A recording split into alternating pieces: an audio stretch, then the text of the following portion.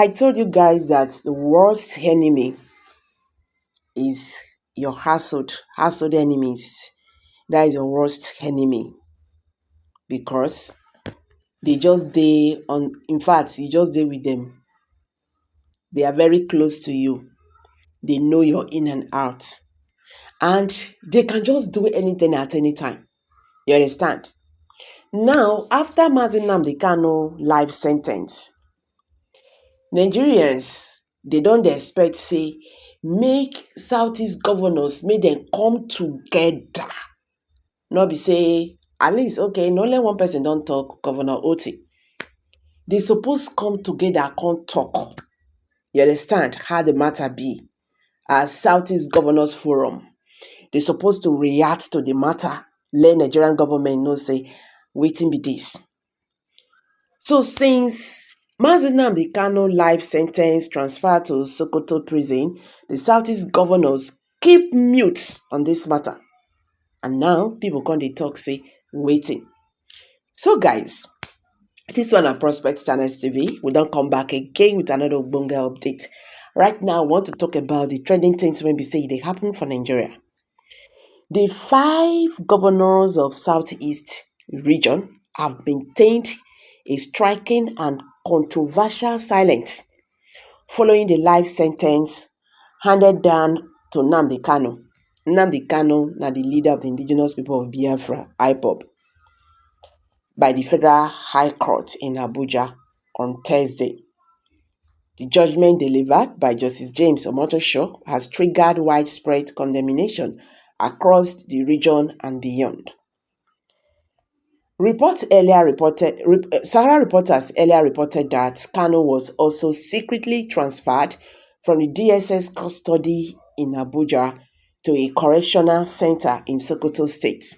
Yet, as a regional and national stakeholders voiced strong reactions, the political leaders closest to the issue, the Southeast governors, have not released statements, convened meeting, or taken a public stance on this. Observers say this silence is not new. It reflects a long-running pattern of political coction among regional leaders whenever the IPOB matter resurfaces, especially concerning Kanu's detention or legal battles. The region's political establishment has long worked a high trope or a high trope addressing legitimate grievances among the youth, while avoiding being seen as endorsing a separatist group designated as a terrorist organization by the federal government of Nigeria. But critics argue that this latest episode across from caution, from crosses from caution into abduction. Public frustration is fueled by memories of the Southeast Governors Forum's role in the 2017 proscription of IPOB. I know wetin happen because if these people sef no put hand join am, do wetin dem do, I believe say this Mazi Nnamdi Kanu and the IPOB matter, if for no reach like this. That was the reason why I started with the worst enemy a man can face is household enemies. So other than the chairman, Governor Dave Omayi is now the Minister of Works. The forum officially bound the group at the height of mass flag-waving demonstrations across the region. At the time, Omayi was seen as aligned closely with the administration of then President Muhammadu Buhari late. Critics say this political alignment came at the cost of alienating and endangering Igbo youth involved in largely symbolic protests. The persecution by the governor served as a foundation for the Buhari administration's subsequent designation of IPOB as a terrorist organization through an ex parte order, an order that IPOB appealed but which has remained unheard at the Court of Appeal for years. Notably, although a high court in Enugu state nullified the prosecution in 2023, Justice Omotosho still relied on the original ban to convict Kanu as the leader of a terrorist organization. Across major cities in the southeast, residents say the governor's silence feels like yet another betrayal at a moment of heightened emotional tension. They helped create the situation that led to IPOB being labeled a terrorist group, and now they cannot speak when the consequences are unfolding, said a political observer in Anambra. Civil society groups such as Organeze Ndigbo, MASOP, and Organeze Youth Council have already condemned the ruling, describing it as a miscarriage of justice. Their open criticism makes the governor's silence even more, you know, uh, suspicious.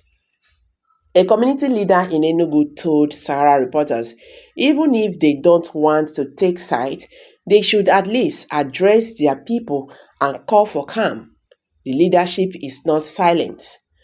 Sources within government circles suggest that the governors worry that any public comment, whether critical or supportive of the ruling, could escalate tensions in a region already grappling with insecurity, sit at home, uh, and armed groups claiming affiliation with IPOB.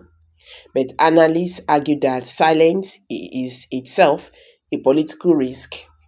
It feeds narratives that Southeast governors are detached from grassroots realities or unwilling to defend their own people when nations, when national decisions disproportionately affect the region. Security agencies have reportedly increased deployment across several Southeast states to defer potential unrest. Intelligence sources authorities are monitoring groups that may attempt to exploit public anger following the ruling.